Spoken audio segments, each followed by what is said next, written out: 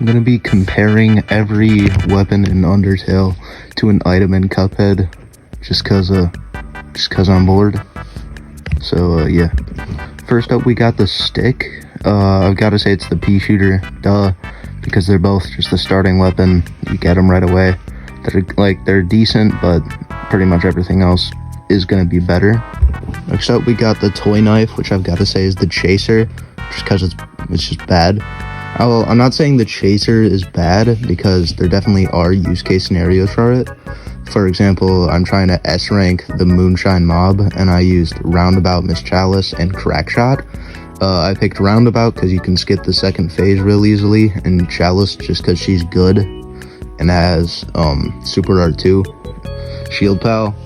But I was using the Crackshot for the first and last phase, and I kept on taking hits on the last phase because of those stupid little bug ball guys.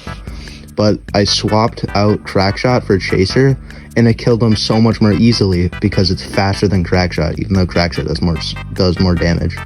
So there definitely are use cases for Chaser, just it's pretty bad.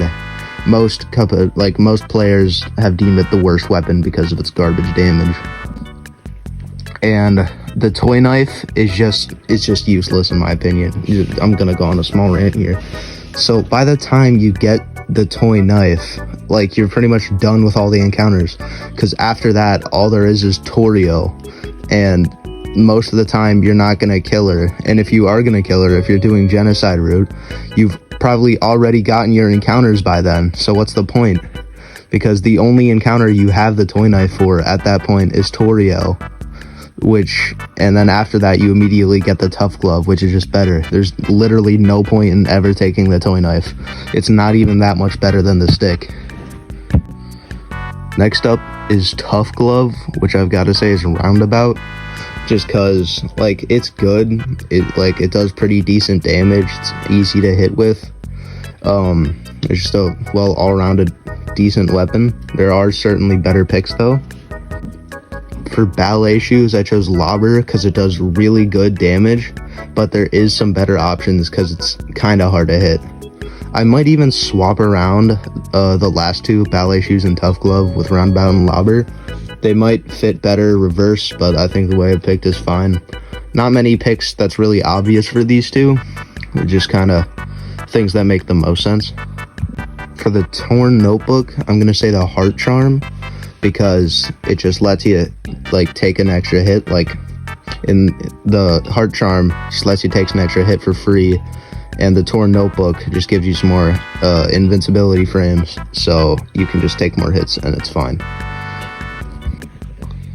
For the burnt pan, it's going to be heart ring. Obviously, the entire gimmick of both of these items is just that you can get heals over time. That's it, pretty easy.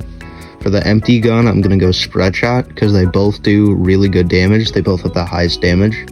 Well, for empty gun doesn't do the highest damage technically, but whatever. Empty gun and spread shot both do very good damage, but they're also both very hard to hit, so I think that just makes sense for those two. And for Worn Dagger or the real knife, they're pretty much the same. I was thinking maybe Crackshot. I don't really know for this one. It's kind of interesting. It's weird because you don't really use the Worn Dagger or real knife, but I'd have to say Crackshot just because Crackshot's very good. Let me know what you think it is. I don't really know what to put this. And as a little bonus, Temi armor is the Divine Relic. I mean, it's obvious. They both have the combined effects of all the other items and stuff. Let me know if I should compare the armors to items from a different game.